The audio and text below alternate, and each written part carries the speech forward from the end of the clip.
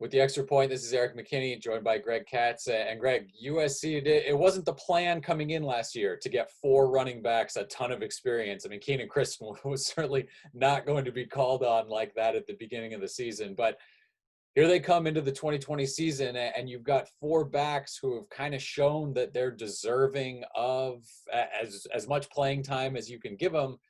How do you deal with that? What would be your plan to kind of handle that stable of tailbacks that USC has this year? Well, let me first define. I don't think SC has a tailback. I think they have a running back. It's not a tailback. We're living in an era that it's not O.J. Simpson in the I formation. It's not even Reggie Bush in the I formation. They're offset backs to a quarterback. Now, what I would do is something that Clay Helton said they've been working on. I hope they're going to be true to their word and is a 2-back set. I think if you get 2 running backs in there, one obviously is your fullback, whether you want to call him a fullback, yes or no. Oregon did that a lot with Chip Kelly when they were strong. I mean, they had you going in all sorts of directions. You're trying, ball mastery. But in terms of the running backs, to me, if I was going to start a running back, it would have been Marquise Stepp. I mean, to me, this guy just bleeds yards, and he's a breakaway threat. And this whole idea of tailback for committee, I think, is laughable. Okay, I think it doesn't do anybody any good. It's the old jack of all trades, but master of none. And to me, you call them a running back because they run. Okay. I think there's a lot to be said whether they're really going to run the ball. I need to see it with my own eyes that they're going to have something other than just passing, 6 out of 8 times a game and then a token stretch play. So all of them are capable of being running backs. It depends on which one is the biggest threat for the game.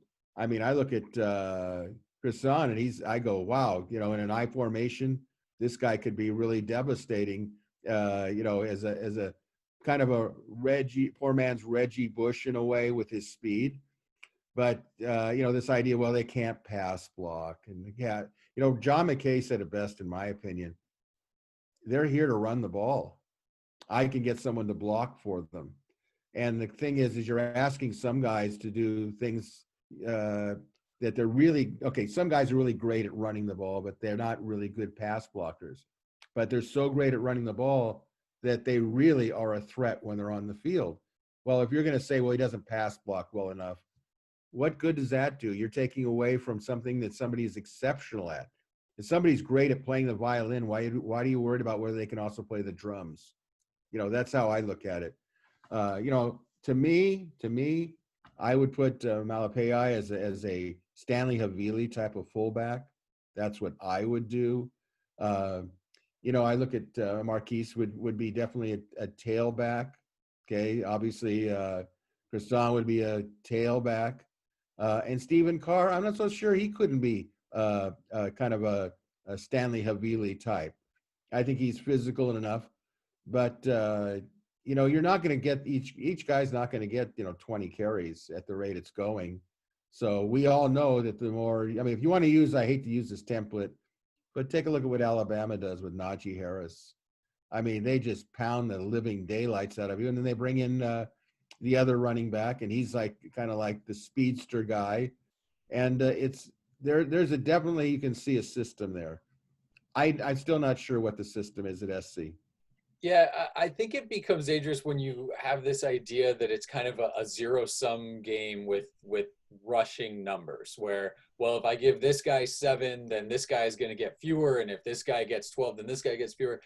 It feels like it's one of those things where if you really dedicate to the run, everybody gets more carries, right? Because each carry then gives off more carries as you move the ball down the field. So if you really kind of throw yourself into the running game and you're good at it, everybody gets more carries as you hold on to the ball, as you put drives together, and as you wear a defense down. So I do think that kind of needs to be brought into the conversation more, where it's, if this guy gets more carries, then this guy's going to be upset because he's getting fewer. No, the idea is for everybody to get more carries. But like you said, Marquise Stepp, when he went down last year, there was certainly a thought right before that of, okay, I think everybody kind of knows what we're seeing here, and this guy really is that kind of throwback USC tailback, like you mentioned, that running back who you can give the ball to over and over. Now, that's going to be a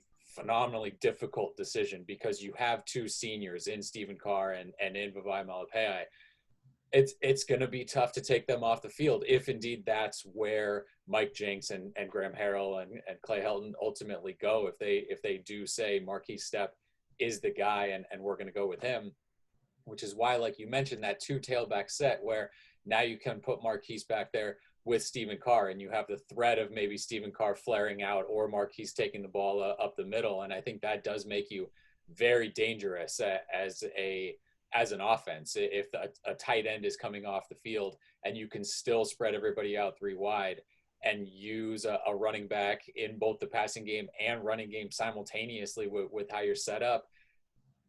You know, you start thinking about how do you defend that, and it's going to put a lot of defenses, a lot of linebackers especially, kind of in a tough position with how to do that. So again, I think the idea of trying to keep everybody happy is a tough thing to do. You mentioned Alabama. Nick Saban gets to a point where it's clear this is our guy, and everyone sort of falls in line behind that. Maybe there's a game where we go somewhere else. Maybe there's just next season where we go somewhere else. But trying to keep everybody happy in terms of rushing carries and you know, this guy needs 10 this game and this guy needs 10 this game. That's just such a tough thing to do when ultimately it's about moving the ball downfield and keeping your offense on the field and scoring points. So again, I would love to see a very, very healthy dose of Marquise Stepp because I think he is that guy as a tailback. And as difficult as it would be to not put those seniors up there based on what they've done and really what they are capable of doing, these are not bad backs that you want to take off the field. But at a certain point, that cream kind of has to rise to the top. And I think USC maybe knows what they have there in Marquise Stepp. Well, I hope so. I mean, think about it. If you had Marquise Stepp and Keaton Slovis in the same backfield, that would be really difficult to stop. That would be as good a backfield as there is in the Pac-12. Certainly the most experienced backfield. I think Marquise Stepp showed against Notre Dame what he could do. And, you know, he's the type of guy that even if your offensive line isn't where you'd like it to be, he can bleed yards. He can get that extra yard or two and make it like a 4 yard per carry average. And then there's so many things you can do. I really hope, my perspective, that they'll play two back sets and get Carr and Stepp in the game at the same time, or Vavai and Kriston. I don't care what the combination is, but, you know, Carr is physical. So is, Vavai. And they just seem so natural to me. And it would take a lot of heat off of Slovis, too. I mean, I don't want to see Slovis go back there 60 times a game. That's 60 shots that a defensive front can get to him. They only have to get to him once, as Utah proved. You know, one shot is enough, the way the defensive linemen are built in this day and age. So hopefully they will, you know, be a little bit innovative. If not, then I'll just say that Graham Harrell is, for lack of a better word, stuck in his ways. This is what he does. But it also, I will say this, I know I'm talking a lot here, but it does affect your recruiting. How do you recruit a good running back if he doesn't think he's going to get the ball? Okay. How do you recruit offensive linemen when they think all they're going to do is take punishment and pass blocking? It is a domino effect, recruiting and performance on the field. You know, it can really affect each other.